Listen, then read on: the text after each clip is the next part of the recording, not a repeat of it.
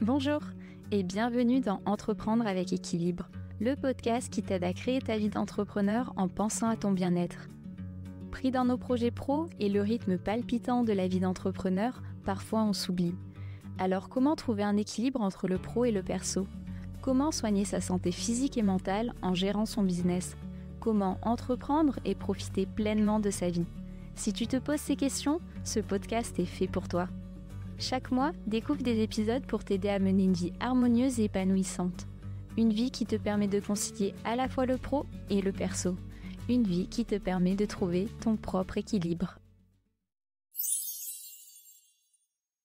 Bonjour et bienvenue dans cet épisode « Comment apprivoiser son stress pour en faire un allié » avec Bénédicte Bory. Bénédicte est coach entrepreneur et aujourd'hui, on va s'attaquer au sujet du stress. Bonjour Bénédicte et bienvenue sur le podcast, je suis ravie de t'accueillir. Bonjour Nélia, merci encore de ton invitation et je suis ravie d'être là ce matin avec toi pour parler de ce vaste sujet qui est le stress. Yes, comme tu le sais, j'ai un petit jeu que je propose à mes invités pour permettre aux auditeurs et auditrices d'en savoir un peu plus sur toi. Et pour ce jeu, on a besoin de 2 vérités et un mensonge. Le but étant de retrouver le mensonge, ce mensonge qui sera dévoilé à la fin de l'épisode. Est-ce que tu veux bien nous dire 3 choses sur toi ? Oui, avec plaisir. Alors bon, j'ai horreur de mentir et ça se voit très vite, donc j'espère que je vais réussir à quand même maintenir un peu le suspense. Mais 3 petites choses que je peux dire, c'est, que c'est un épuisement professionnel qui, m'a poussée à changer de vie. Ça concerne pas mal de personnes justement d'en arriver, jusqu'à un burn-out et jusqu'à, arrêter et plus pouvoir travailler. C'est ce qui m'a, poussée à, justement me réinventer d'un point de vue professionnel en tout cas. OK.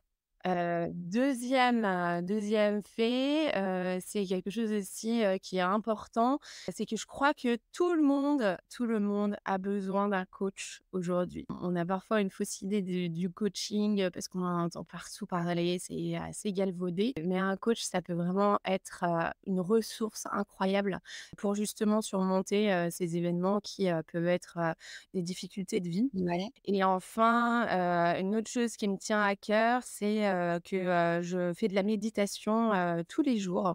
C'est hyper important pour moi, pour mon équilibre et notamment, pour gérer ce stress qui, justement peut, être, un facteur assez, déterminant, dans sa vie, si on l'apprivoise bien ou, si on se laisse un peu envahir par. OK, bah, écoute, tu brouilles bien les pistes en tout cas.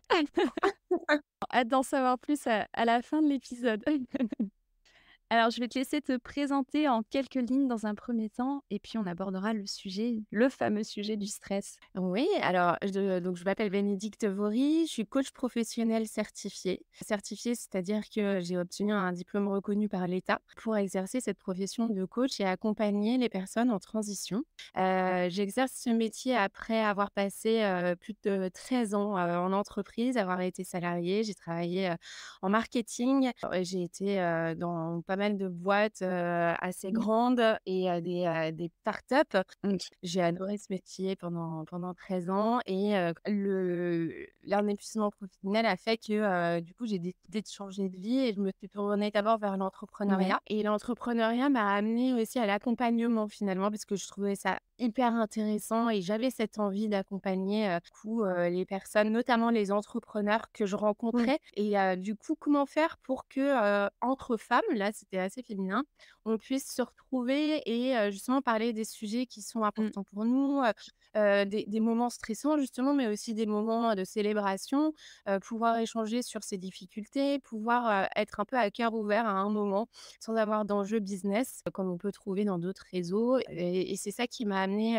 à d'abord être dans la facilitation et puis je me suis, trouvée, finalement un peu, pauvre en aide et du coup, j'ai voulu me former pour aller plus loin et accompagner clairement aussi ces transitions professionnelles et je me suis donc redirigée vers le coaching et j'exerce ce métier avec beaucoup de bonheur, que ce soit, auprès, Mmh. d'entrepreneurs, justement, au sein, donc d'incubateurs, ou au sein, d'un programme qui s'appelle Patronne et qui accompagne les femmes à se lancer dans Ouais. l'entrepreneuriat et à oser se lancer. et également des dirigeants. J'accompagne des managers, qui peuvent se retrouver, dans des positions, parfois un peu difficiles ou de prise de Ouais. poste. Et puis, j'accompagne aujourd'hui aussi des jeunes en école de commerce pour construire leur parcours Ouais. professionnel. Voilà, donc c'est assez large et ça me permet de naviguer entre, toutes ces personnalités, toute cette richesse aussi et de pouvoir, aussi, j'espère, les accompagner sur un chemin qui est celui de, se retrouver le plus aligné possible. C'est, coaching individuel et ou de groupe? Je fais les 2. Je fais les 2, surtout du coaching individuel et du collectif sur des ateliers notamment et des conférences et c'est là où on s'est Yes, oui. rencontrés, Nélia, que je co-animais avec Élodie Pesquine-Chevalier, qui est aussi coach professionnelle et avec laquelle on a, souhaité justement intervenir sur ce sujet de la santé mentale des entrepreneurs et du stress. Yes et attaquons-nous au sujet du stress, j'ai envie de dire. Alors déjà, ma première question, c'est, comment ça fonctionne le stress? Parce qu'on en entend beaucoup parler, mais, qu'est-ce qui se passe concrètement dans notre corps? Est-ce que tu peux nous en dire plus? Ouais. Alors, c'est hyper intéressant parce que, justement, on parle beaucoup du stress et cetera, et ce mot, on le met un petit peu à toutes les sauces, dès qu'on est un peu, tendu et ou qu'on se sent pas très bien, on se dit: «Ah, je suis stressé, je suis stressé». Le stress, en fait, les neurosciences, ont, vraiment travaillé, du coup, l'organisation du cerveau et à détailler justement, grâce à, toutes des années de recherche, comment ça Ouais, fonctionne et qu'est-ce qui se passe concrètement dans notre cerveau quand on est en situation de stress? Alors, on va parler du cerveau dans un premier temps et ensuite on va parler du corps parce que, effectivement, en fait, il y a des mécanismes qui ont lieu, de manière complètement, inconsciente, dans notre cerveau, mais après ça s'illustre ouais. par des choses qui se passent dans notre corps et c'est ça qu'on ressent le plus, hein. Mais c'est intéressant de savoir, du coup, ce qui se passe dans notre cerveau parce que ça peut expliquer aussi les mécanismes corporels. Ouais. Donc l'approche neurocomportementale et cognitive, elle nous montre qu'en fait, il y a 2 modes mentaux, Mmh. en fait, 2 façons de réagir dans la vie. Il y a le mode mental qu'on appelle automatique, qui est un mode mental dans lequel tout est routinier, il y a tout se fait de manière très simple et naturelle parce qu'on a l'habitude de faire Ouais.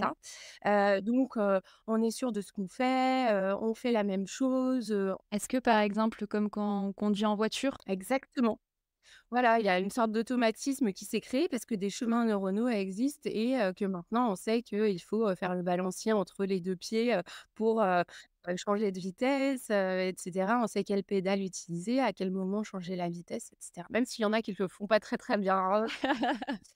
Mais en tout cas, effectivement, il y a ça, qui se produit et en fait, on est en permanence notre cerveau, il prend des décisions en Mmh. permanence. En l'occurrence, il y a un chiffre qui est hyper intéressant, il y a 32 000 décisions, qui sont prises par jour par notre cerveau et parmi ces 32 000 décisions, donc ça veut dire, faire un pas en avant, ça veut dire, cligner des yeux, enfin, c'est vraiment toutes ces choses qu'on fait de manière complètement inconsciente.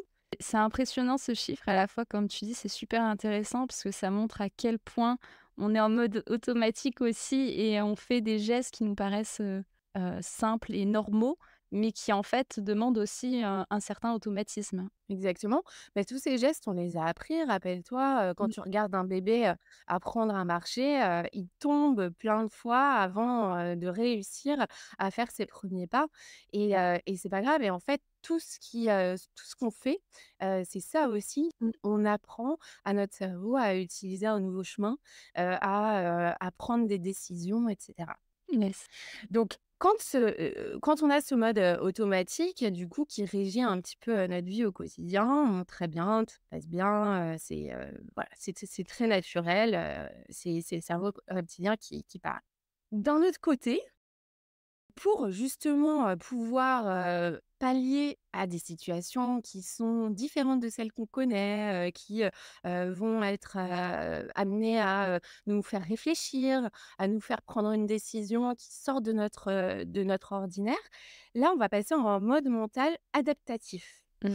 Et ce mode mental adaptatif, du coup, bah, il va, animer notre curiosité. Il va faire en sorte qu'on va découvrir de nouvelles choses, on va s'intéresser, on va raisonner, on va utiliser notre logique. On va aussi nuancer notre propos, on va voir, des choses, des arguments, des contre-arguments et cetera. On va pouvoir prendre du recul. Mmh. Comme ça, quand tout se passe bien, quand on est dans un environnement hyper serein, quand on est face à une, décision à prendre importante ou quelque chose à faire, de nécessaire, 2 chemins qui s'ouvrent par exemple devant nous, quand on est en randonnée et on est bien, voilà et là on va se dire: «OK, bon, bah, de quoi j'ai envie? Par où j'ai envie de passer? Est-ce que je prends le chemin, le plus, sinueux ou est-ce que j'ai envie d'aller un petit peu plus vite, au sommet, mais je sais que ça va être un peu plus difficile?» On prend notre décision, on fait, le pour, le contre, les nuances et cetera, la réflexion avec ce mode mental Mmh. adaptatif. Et là, c'est le cortex préfrontal, du coup, qui s'exprime et qui, prend, justement, toute la mesure de cette décision, on va dire. Sauf que dans le cas du stress, quand on est en situation de stress, en fait, c'est comme si le cortex préfrontal, il était, pouf, mis sous cloche. On lui met une petite cloche dessus, Ouais. on le bâillonne et on lui dit: «Non mais tais-toi en fait, tu ne peux pas réfléchir. Moi je fais, avec mon mode mental automatique et j'essaye de trouver un truc que j'ai déjà fait et puis j'essaye de le refaire». OK. Et je n'arrive plus à réfléchir, en fait, quand je suis en situation de stress. Quand on veut caricaturer un peu, on peut dire que quelqu'un de stressé, c'est quelqu'un d'intelligent, mais qui réfléchit bêtement. Mmh. C'est-à-dire que, bah, en fait, l'intelligence, elle est là, mais en fait, il n'y arrive plus, quoi. Parce que, justement, cette partie du cerveau qui sert à la prise de recul, à cette prise de décision, nuancée, réfléchie, émotionnelle aussi, Mmh. eh bien, elle est complètement annihilée et elle n'arrive plus à s'exprimer. D'accord. Voilà un peu le schéma, alors très grossièrement, Oui. mais en gros, qu'est-ce qui se passe dans notre cerveau quand on est en situation de stress? OK. Et ça génère quoi du coup, sur notre corps? Exactement et du coup, en fait, sur notre corps, quand on est stressé, il y a 3 mécanismes, qui se mettent en place. Le Ouais. corps, il va réagir, en fait, de plein de façons différentes, mais pareil, toujours, l'approche neurocomportementale et cognitive a identifié, on va dire, trois grands types de stress qui s'expriment et en fait, qui peuvent s'enchaîner aussi, dans les situations, hyper stressantes. Le premier et c'est en fait, ce sont des aussi, ce sont des comportements, des types de stress qui sont révélateurs de, nos comportements primaires. C'est-à-dire Ouais. qu'à un moment, quand on était, un homme de Cro-Magnon et qu'on se faisait attaquer, par, une meute de loups, heu, dans notre campement, et ben, il fallait réagir très vite. Donc on va aborder ces 3 types de stress, c'est la fuite, Ouais. la lutte et l'inhibition. Ouais. Ça te parle? Oui, oui. Bah, déjà, pendant la conférence, vous en aviez parlé et puis c'est vrai qu'on ça revient souvent, ces comportements un peu primitifs, primaires de nos ancêtres, fort lointains certes, mais qui reviennent et qui sont encore présents et pas toujours adaptés à notre environnement actuel ou au mode de vie qu'on a développé au fur et à mesure et qui lui évolue très rapidement. Et du coup, il y a des choses qui restent, des comportements qu'on va avoir qui sont plus adaptés forcément dans la situation. Mmh. Ouais, qui sont plus adaptés, alors qui peuvent l'être dans certains cas, parce que ça peut aussi nous sauver, hein, Mmh. Oui, c'est c'est sûr. vrai. Mmh. Et parfois le stress, en fait, il y a des niveaux de stress qui, sont hyper importants. Tu disais apprivoiser son stress, c'est vraiment ça, Mmh. parce que le stress, parfois, il est nécessaire. Il est nécessaire à la survie. Quand on est dans une situation, imaginons, il y a un attentat demain, bah, c'est important aussi d'avoir Mmh cette mh. notion de stress qui va nous sauver, peut-être, ou permettre de sauver des gens. Mais c'est vrai qu'on est aussi, le mode mental automatique. Aujourd'hui, il a de plus en plus de mal à s'exprimer. Enfin, évidemment, il s'exprime dans plein, plein, plein de situations, hein. On a eu 32 000 décisions par jour. Mais en fait, on est dans un monde qui change tellement, Mmh. qui est tellement en renouveau, où il y a, énormément de nouvelles choses, de nouvelles configurations, de nouveautés, ouais, permanentes, qu'en fait, bah, les chemins automatiques, ils ont de plus en plus de mal à se faire parce que, ça change très, très vite Mmh. Le monde est en mutation permanente. Il y a aussi cette notion un peu de chaos parfois, hein, où on peut pas tout gérer et Mmh. il y a de plus en plus d'informations qui nous viennent aussi. Ouais. Donc ça aussi, ça fait que, bah, ça peut générer du stress aussi parce qu'on est dans des situations, comme je le disais, qui peuvent être, bah, un peu chaotiques ou incertaines et cette incertitude, en fait, le cerveau, il aime pas. Mmh. Il aime pas parce qu'il connaît pas, en fait. Tout ce qu'il connaît pas, ça peut générer du stress et du coup, c'est comment apprivoiser justement, cette notion d'environnement qui peut être hyper, changeant, qui est incertain, l'incertitude permanente, un peu chaotique pour que, le stress ne vienne pas nous bouffer et nous paralyser finalement et qu'on arrive à l'apprivoiser pour bien le vivre et au contraire, retrouver, ce cortex préfrontal, en toute possession de ses moyens. C'est ça, toutes ces capacités. Et Ouais. justement, à ce propos, est-ce que tu as des astuces à nous partager pour, réduire son stress au quotidien? Alors, c'est plus que des astuces, c'est vraiment, une sorte de méthode et ça, c'est Ouais. vraiment, aussi, issu, de la psychologie, de toutes les méthodologies qu'on va utiliser en coaching et c'est hyper important de le noter. Déjà, il faut prendre conscience et ce que je disais tout à l'heure que, le stress, il est vital. Oui. Il est là, c'est normal et il est important parce qu'il va assurer notre survie et il va, aussi, bah, pouvoir nous alerter, sur des situations qui peuvent être dangereuses pour nous. Après, à partir du moment où on se dit: «Bah, il y a un bon stress», on va dire, si on schématise et un stress, qui va être plus embolisant, Mmh. paralysant, on peut se dire: «Comment, déjà, comment je régule ce stress et comment je l'apprivoise justement? Comment, j'arrive à, prendre un peu de recul sur Mmh. celui-ci et pouvoir me dire: "Bah, en fait, ça marche comme ça, et j'en suis là" et tout ça». Est-ce que parce que j'allais poser la question, comment on peut distinguer ces 2 stress? Celui qui est bon pour soi et celui qui l'est moins? Et c'est pas une question, facile à répondre parce que ça Mmh. dépend vraiment de chacun, Ouais. et en fait, ça dépend d'une chose qui s'appelle la capacité maximale d'absorption.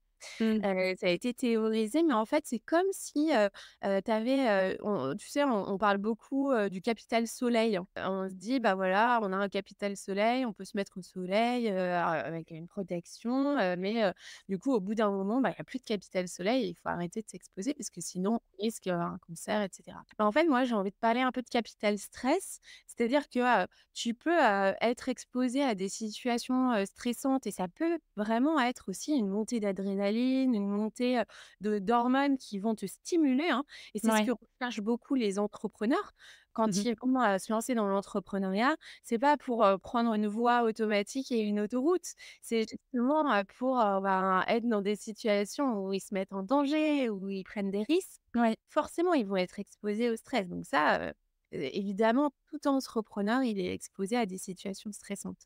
Mais en fait, ce qui est important à déterminer, c'est moi, quelle est ma capacité d'absorption du stress? Que s'il avait, devant moi comme, une bouteille d'eau, voilà, une carafe, on va dire, Mmh. à quel niveau, de stress je situe aujourd'hui, ma capacité, enfin, déjà mon niveau de stress, hein et Ouais. savoir évaluer son niveau de stress à l'instant T, c'est aussi, ça qui va vous permettre de te permettre de prendre du recul, de faire un pas de côté et te dire: «OK, bon, là, si, je me pose, je ressens, des palpitations». On parlait Mmh. de choses qui se passaient dans le corps. Ça peut être, on y reviendra peut-être, hein, entre la fuite, la lutte et l'inhibition, ce sont pas les mêmes, choses qui se passent dans le corps. Mais, si par exemple, je sens mon cœur s'emballer, ma gorge se serrer, j'ai mal au ventre et cetera, à combien je ressens ces symptômes, on va dire, ces symptômes du stress. Je me dis: «Bon, ah OK, ça va pas là et tout», je prends 5 minutes et je me dis: «OK, sur une échelle de 0 à 10, j'évalue à combien là mon niveau de stress? Je suis à Mmh. combien?» Je suis à 8, je suis à 9. Là, j'en peux plus. Déjà, ne serait-ce que l'évaluer, c'est important. Ouais, c'est super intéressant cette notion parce que ça on en revient à l'écoute de soi aussi et c'est vrai que parfois on a du mal à s'écouter, mais par contre, tu vois, de mettre une note, ça peut être un bon moyen de rationaliser comment on se sent à l'instant T et t'aider à du coup, comprendre ce qui se passe dans notre corps. Ouais.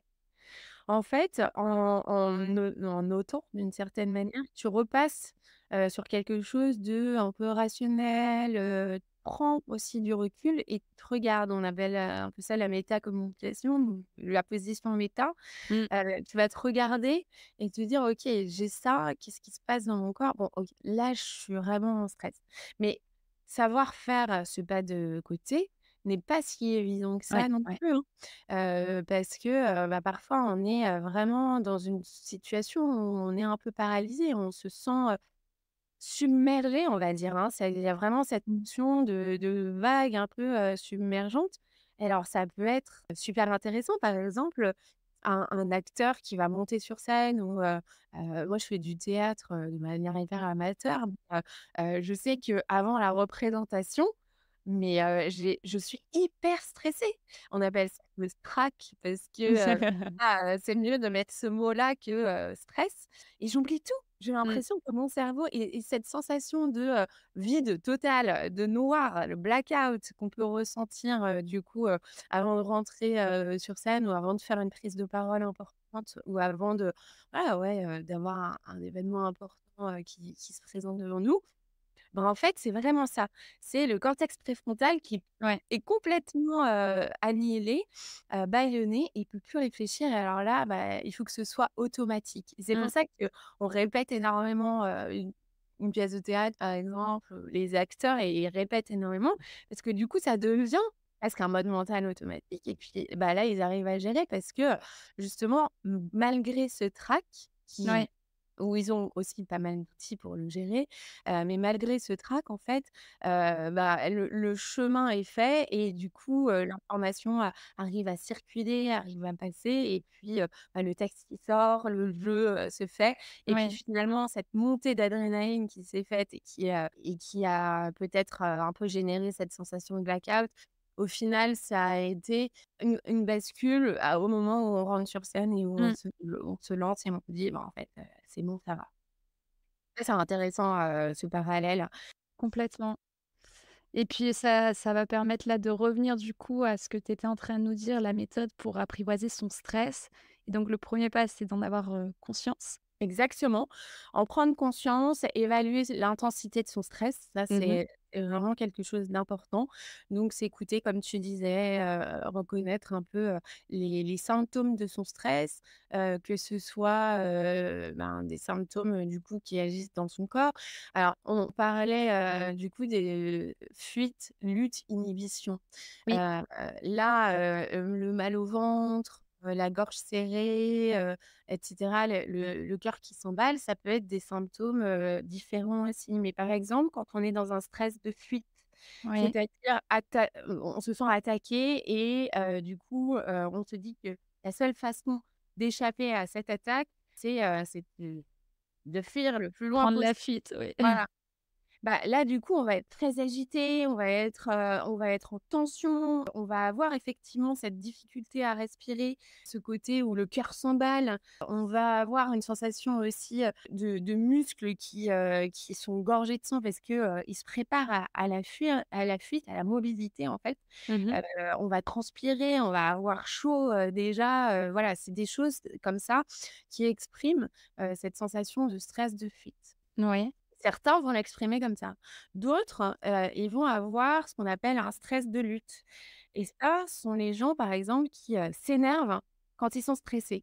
C'est-à-dire, ils sont dans une situation de stress, et plutôt que, bah, d'avoir chaud justement, de transpirer, d'avoir leur cœur qui s'emballe, ils vont te crier dessus. Voilà, très clairement, ils vont être hyper irritables, ils vont se mettre en colère, et cetera. Donc ils vont ressentir, eux, une tension dans la mâchoire, ce côté où, ils bouillonnent vraiment et ils ont envie d'exploser. Ouais. Je sais pas si tu as des exemples autour de toi, mais enfin, ou peut-être toi, hein, parfois, mais J'étais en train d'essayer de faire le parallèle avec moi, mais je pense qu'il y a plus de la fuite et peut-être l'inhibition, la lutte un peu moins. alors ouais, l'inhibition, c'est aussi ce qu'on retrouve beaucoup dans les situations de burn-out, hein, évidemment. C'est, on fait le mort. C'est-à-dire que en fait, la façon, la plus, la plus intéressante que j'ai trouvée pour survivre à cette attaque qui a généré du stress, c'est, de me figer, d'être malheureusement découragée, d'avoir envie de pleurer et cetera, mais de se cacher, de disparaître parce que finalement, c'est aussi une façon de survivre, hein. Ouais, ça fait penser aux animaux aussi, à certains insectes ou animaux qui font le mort pour se défendre. Et tout à fait, exactement. En fait, tu te protèges finalement en faisant ça. Et du coup, bah là, tu vas ressentir de la fatigue, tu vas ressentir aussi souvent, tu as froid, tu pas bien, voilà, c'est tous ces émotions aussi, de grande tristesse qui, vont être assez, Mmh. symptomatiques, du stress d'inhibition. Et en fait, on navigue aussi entre les stress. Donc parfois, tu peux commencer, par justement, ce stress de fuite. Enfin, tu vas avoir tendance à vouloir, à avoir très chaud, à vouloir fuir et cetera. Et puis ensuite, hop, revient, l'attaque, le côté, lutte où, tu as envie de lutter contre Mmh. cette chose qui t'attaque. Et puis ensuite, en fait, tu te rends compte que ces 2 moyens n'ont pas fonctionné. Donc du coup, tu vas arriver sur une phase un peu plus d'inhibition et te dire: «Bon, bah, voilà, c'est mon dernier moyen de survie, je vais tenter ça». Savoir se dire: «Bah, voilà, en fait, ouais, je suis en colère, hein, mais en fait, je suis en colère parce que je suis stressée». C'est très différent, d'avoir cette sensation de, juste être en colère, contre quelqu'un. Mmh mh. En fait, la cause n'est pas la même, même si, le symptôme, la façon de s'exprimer est la même. Et de savoir que ça vient d'un stress, c'est généré par un stress, Mmh. ça peut vraiment aussi, aider parce que du coup, bah, tu vas chercher les raisons. Ensuite, Mmh. une fois que tu as évalué, du coup, ton niveau de stress, tu as un peu reconnu, ces symptômes, tu vas te dire: «Bah, OK, mais qu'est-ce qui me stresse?» Et du coup, après, comment on fait pour, mieux le gérer? Ouais, alors, ce qui est important, c'est comme je le disais aussi, au départ, tu sais, tu as ce cortex préfrontal qui n'arrive plus à Mmh. fonctionner. Donc toute cette capacité à réfléchir, à prendre des décisions, plus réfléchies, c'est plus possible. Donc du coup, en fait, dans un premier temps, ce qui est important, c'est de mettre à distance ce stress et de faire en sorte que je redonne cette capacité, d'ouverture et d'expression, on va dire, à mon cortex préfrontal. Et comment ça se passe en fait? Bah, c'est très simple, enfin c'est très simple. J'exagère en disant ça parce que rien n'est simple, quand il s'agit de stress. Quand on est dans la situation, c'est pas si simple. Mais ça va être, faire des exercices par exemple de respiration. Ouais. Ça va être, utiliser la cohérence cardiaque, qui est un super outil, Mmh. justement un peu pompier, pour arriver à redescendre ce niveau de stress et remettre, du coup, toute sa puissance au cortex préfrontal et reprendre du recul. Ouais. Ça peut être de la méditation aussi, ça peut être aller, faire du sport, Ouais. mais ça peut être d'un point de vue très pragmatique quand on sent une énorme bouffée de stress nous envahir et qu'on va, se mettre à par exemple dans ce stress de lutte, à gueuler contre, notre collègue, bah, de sortir de la pièce tout simplement et d'aller faire un tour, d'aller, s'extraire un peu de cette situation quand c'est possible pour, faire redescendre en fait cette sensation de, j'arrive plus à réfléchir, en fait, je suis Mmh. en mental où, tout se passe de manière, hyper, archaïque, on va dire et du coup récupérer cette capacité à mieux réfléchir, à prendre du recul. Ça, c'est vraiment l'opération un peu pompier. Ouais. Et je ne sais pas si tu connais la cohérence cardiaque, mais c'est un super outil, par exemple, pour ça. Mmh. Je veux bien que tu réexpliques, de toute manière, pour ceux qui connaissent pas. Il y a aussi un autre exercice, mais j'y reviendrai après, auquel je pense. Ouais. La cohérence cardiaque, en fait, c'est une respiration qui va être, guidée. Généralement, c'est 5 minutes, 5 secondes d'inspire, 5 secondes d'expire, donc pendant 5 minutes. Et en fait, ça a été, prouvé de manière médicale que, du coup, ça permet de réduire le niveau de stress. Il y a des applis, sur internet qui existent et donc c'est souvent une petite boule, qui monte et qui descend et qui vous permet, justement de vous concentrer là-dessus et de suivre ce rythme, Mmh. dans la respiration et de pouvoir du coup, avoir, cette récupération en fait, de revenir aux commandes. Effectivement. Et il y avait un autre exercice aussi, je sais pas si tu le connais, quand j'étais, alors j'étais au lycée. c'était de faire le symbole de l'infini et en restant concentré vraiment sur le stylo et à l'époque, je crois que c'était une sophrologue qui m'avait donné cette astuce et qui me disait justement, c'était par rapport au cerveau, de gauche, de droite pour les, réaligner et faire en sorte que les 2 refonctionnent correctement. Ouais. Bah, en fait, ça peut être complètement un exercice effectivement qui est intéressant parce que ça met en œuvre le corps, en fait. Mmh. Déconnectes et tu te reconnectes sur quelque chose qui est de l'ordre du corporel, du sensoriel, de la respiration ou, en tout cas, tu fais en sorte que, remobilise un peu, ce cortex préfrontal. Mais, oui, Mmh. oui, c'est intéressant et il peut y avoir des méditations, aussi très intéressantes là-dessus, qui prennent pas beaucoup de temps, hein, mais, ça peut être aussi simple que, se concentrer, comme tu dis, sur, un symbole infini ou, sur ses doigts en faisant ça, de manière assez, alors je vais l'expliquer parce que Ouais, j'allais dire en faisant ça, est-ce que tu peux l'expliquer mieux? en joignant, du coup, son pouce avec, les 4 autres doigts de Mmh. la main de manière assez rapide. Ensuite, on saute un doigt, par exemple, on va dans un sens, on va dans un autre, mais on se concentre sur quelque chose qui se passe dans notre corps. Mmh. Mmh. Et ça peut, voilà, permettre de faire redescendre de manière un peu pompier, le niveau de stress, sur le moment.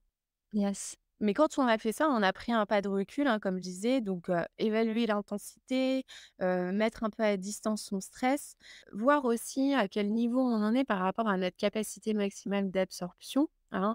Est-ce que là, je suis, à la limite, de faire déborder le vase justement? Ou est-ce que c'est OK pour moi? Et en fait, de temps en temps, j'ai des situations stressantes, mais c'est pas tout le temps, c'est pas tous les jours. J'arrive pas tous les jours avec la boule au ventre et ce stress, je sais pas, le cœur serré, à chaque fois que, Ouais. je rentre dans mon bureau. Mmh. Là, quand c'est très récurrent, que, ça c'est des choses qui se passent très souvent et que ces symptômes du stress, on les retrouve de manière voilà, de manière avec une très forte récurrence, Mmh. c'est là où il faut faire attention et il faut s'inquiéter parce que, c'est pas normal. Et dans ces cas-là, il faut consulter? Ouais, dans ces cas-là, il faut vraiment consulter, quoi que ce soit, un coach, Ouais, commencer à en parler, que ce soit son médecin.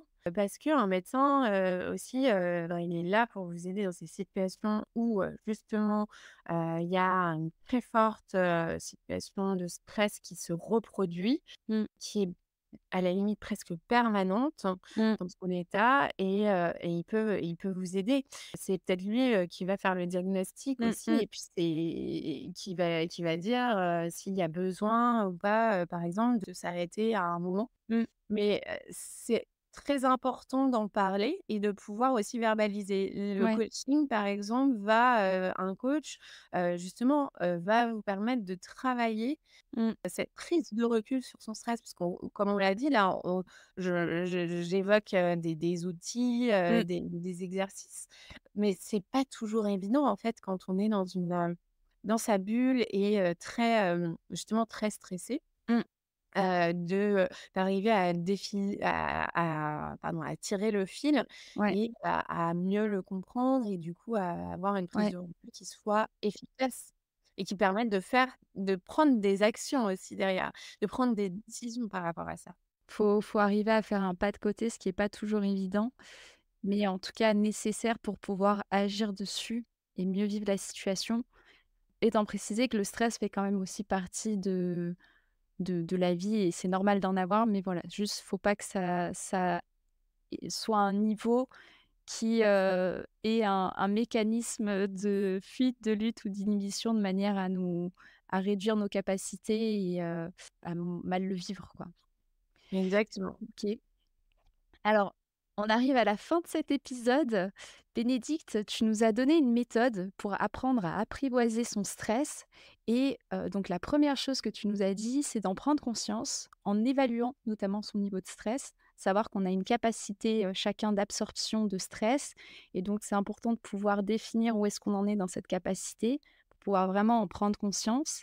Après, tu nous as expliqué aussi les symptômes que pouvaient avoir les différents mécanismes de stress, la fuite, la lutte et l'inhibition, avec certains symptômes spécifiques qui permettent donc de vraiment conscientiser son stress et de savoir aussi quel type de stress on a à ce moment-là, pour pouvoir prendre de la distance et redonner à notre corps sa capacité d'expression, et notamment au cortex préfrontal qui, lui, en période de stress est sous cloche, tu nous disais. C'est une image qui est bien représentative. Et donc tu me disais aussi qu'ensuite, pour pouvoir reprendre justement cette capacité d'expression, il y a plusieurs exercices qui existent. Et ça peut être des exercices de respiration, de méditation, de cohérence cardiaque. Donc inspirer 5 secondes, expirer 5 secondes, ou encore de sortir de la pièce si, on est dans une pièce et qu'on sent qu'il y a de l'énervement qui arrive. Voilà, d'avoir différentes, il y a plein de méthodes en fait qui existent, mais l'idée c'est vraiment de faire un pas de côté pour, pouvoir, prendre conscience de la situation, se dire: «OK, là je suis en stress, c'est normal», se rassurer et ensuite, mettre en place des petites méthodes pour réduire ce stress. Est-ce que tu veux ajouter quelque chose?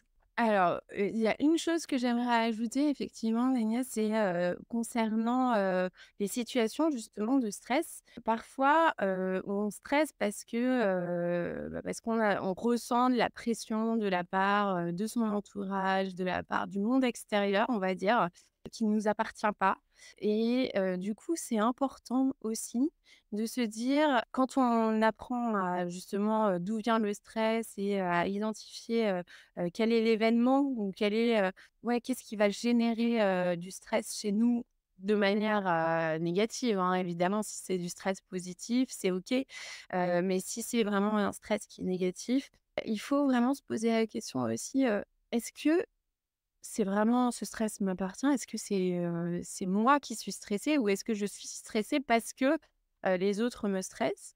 Et puis ensuite se dire: «Est-ce que, j'ai un impact? Est-ce que je peux avoir un impact vraiment sur cette situation?»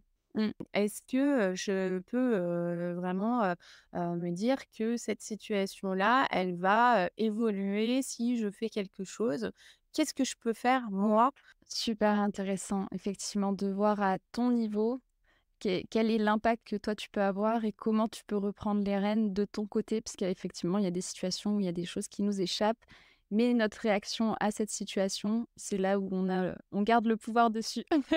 Exactement et de pouvoir agir là où on a de l'impact et pas Mmh, de devoir agir sur tout parce qu'en fait, on peut pas agir sur tout et il y a plein de choses effectivement, comme tu le disais très justement, qui nous échappent. mmh. Mais déjà, d'identifier, son champ d'action, sa zone d'impact, sa zone d'influence, ça peut vraiment aider aussi à, justement, bah, générer moins de stress et se dire: «Bah, là, je peux agir». Mais en fait, il y a toute une zone où je ne peux pas agir. Super important. Donc, Yes, yes.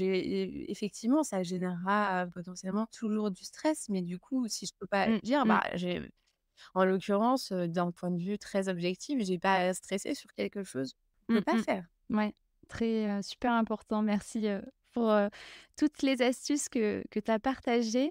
Alors je propose qu'on revienne aussi au petit jeu des vérités et du mensonge. Donc tu nous as dévoilé, 3 choses. Il y avait l'épuisement qui t'a poussé à changer de vie, le fait que tout le monde a besoin d'un coach selon une croyance que tu as, et le fait que tu fasses de la méditation tous les jours. Donc tu nous as dévoilé en début, d'épisode qu'effectivement, suite à un épuisement pro, ça t'avait poussé à changer de vie et à être coach aujourd'hui. Donc il nous reste deux choses que tu nous as dit. Est-ce que tu veux bien nous dévoiler le mensonge? Alors, le mensonge, je t'avais dit, hein, que j'arriverais pas à tenir jusqu'au bout. Le mensonge, c'est que, je ne fais malheureusement pas de la méditation tous les jours, mais c'est quelque chose et c'est quelque chose dont on a parlé, juste avant, hein, pour maîtriser son stress aussi. La méditation, c'est Oui. un super outil qu'utilisent Mmh mh. énormément, notamment de dirigeants et c'est pas pour rien. C'est vraiment que c'est une vraie aide pour maîtriser, son stress, pour se sentir mieux avec soi-même, pour avoir ces moments un peu aussi, de bulle et j'adorerais, faire de la méditation tous les jours. Pour l'instant, j'y arrive pas, mais voilà, donc c'est un petit mensonge, mais c'est dans mes résolutions de nouvelle année. Yes, trop bien. Et donc, pour toi, tu penses que tout le monde a besoin d'un coach, ce qui tombe bien puisque tu es coach et tu crois en ton métier. Ouais, exactement, ouais. Et puis le coaching a l'avantage en fait d'être assez, court en termes de temps. Donc Mmh. on n'a pas besoin d'être accompagné, tout au long de sa vie, mais il y a des épisodes, il y a des moments, que ce soit pour gagner en performance ou pour, réussir, une transition qui sont Mmh. importants, et qui, méritent, d'être accompagnés Ouais. pour être, gérés le mieux possible. Et c'est pour ça que je pense que tout le monde, dans sa vie, pourrait faire appel à un coach et que ce serait super. Mmh. Ouais, c'est une aide précieuse à bien choisir son coach aussi, parce qu'on voit un peu de toutes les couleurs, mais quand tu as une personne, de confiance et qui est compétente dans son domaine, effectivement, c'est une aide, précieuse. Je te rejoins Mmh. là-dessus. Toi, peut-être que tu t'es fait accompagner par un coach à un moment ou? Oui, oui, j'ai un coach, depuis que je me suis lancée et je l'ai encore. Voilà. On avance beaucoup ensemble, ouais. Et donc, je vais avoir une toute dernière question pour toi. Quel est le meilleur moyen pour te contacter? Et je mettrai le lien dans la description. Alors le meilleur moyen pour me contacter, c'est via LinkedIn OK. sur, Bénédicte Maury, sur LinkedIn, hein, tu pourras tout à fait mettre ça et ensuite j'ai un site qui s'appelle Yes, bloomlab-coaching.fr et je le mettrai aussi. voilà, qui peut permettre, du coup, d'un peu mieux, connaître ma façon de travailler et ben, pouvoir prendre rendez-vous aussi en ligne pour, un premier contact. Justement, comme tu le disais, Yes, parce que c'est important aussi de se sentir bien et de pouvoir, sentir aussi que ça match entre, le coach et le client. yes. Super. Bah, écoute, merci beaucoup pour toutes les astuces que tu nous as partagées et les explications très claires. Bah, écoute, merci encore à toi, Nenia, et c'était un plaisir en tout cas, de pouvoir répondre à tes questions et j'espère que ce sera utile à, tes auditeurs. Dans tous les cas, yes. À bientôt. À bientôt. Merci pour ton écoute. Si cet épisode t'a plu, je te laisse le partager autour de toi pour le faire découvrir aux autres et lui mettre 5 étoiles. Prends soin de toi et à bientôt.